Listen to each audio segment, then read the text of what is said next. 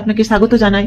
ভিডিওটি শুরু করার আগে বলছি, যদি আপনি চ্যানেলটি এখনো সাবস্ক্রাইব না করে থাকেন তাহলে চ্যানেলটি এক্ষুনি সাবস্ক্রাইব করে নিন, কারণ আমি এই কয়েক সপ্তাহ খুবই গুরুত্বপূর্ণ খবর নিয়ে আসবো আর এবং অর্গানাইজেটর টিচার সম্পর্কে।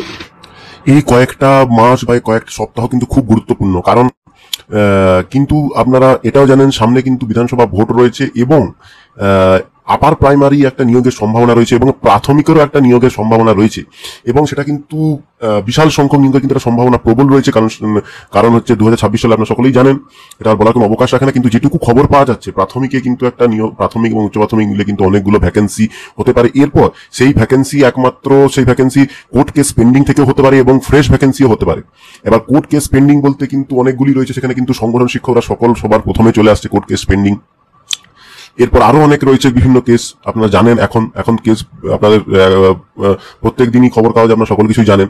এবার যেটুকু আপনারা জানেন না সেটা হচ্ছে সংগঠন শিক্ষকদের কিন্তু একটা প্রবল নিয়োগের সম্ভাবনা রয়েছে, প্রাথমিক উচ্চ প্রাথমিক নিয়োগের একটা সম্ভাবনা দেখা দিচ্ছে। তাই বলছি চ্যানেলটির সঙ্গে থাকুন। আমি কিন্তু বেশি ভিডিও লেন্দি করি না, বড় করি না, শর্ট অ্যান্ড টু দা পয়েন্টে ভিডিও করি। এই ভিডিওটির সঙ্গে থাকুন। একাধিক দপ্তরের শূন্য পদে নিয়োগ, রাজ্য মন্ত্রিসভার বৈঠকে ঠিক কি সিদ্ধান্ত নেওয়া?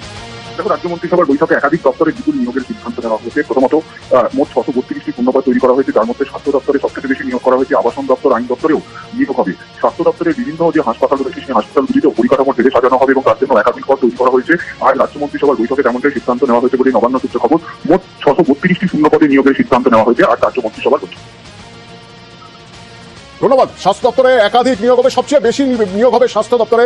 রাজ্য মন্ত্রিসভার বৈঠকে সিদ্ধান্ত নেওয়া হয়েছে 632টি শূন্যপদ তৈরি করে নিয়োগের সিদ্ধান্ত নেওয়া হয়েছে। শুধুমাত্র স্বাস্থ্য দপ্তরে নয়, তার পাশাপাশি একাধিক দপ্তর, আইন দপ্তর, আবাসন দপ্তরেও নিয়োগের সিদ্ধান্ত নেওয়া হয়েছে।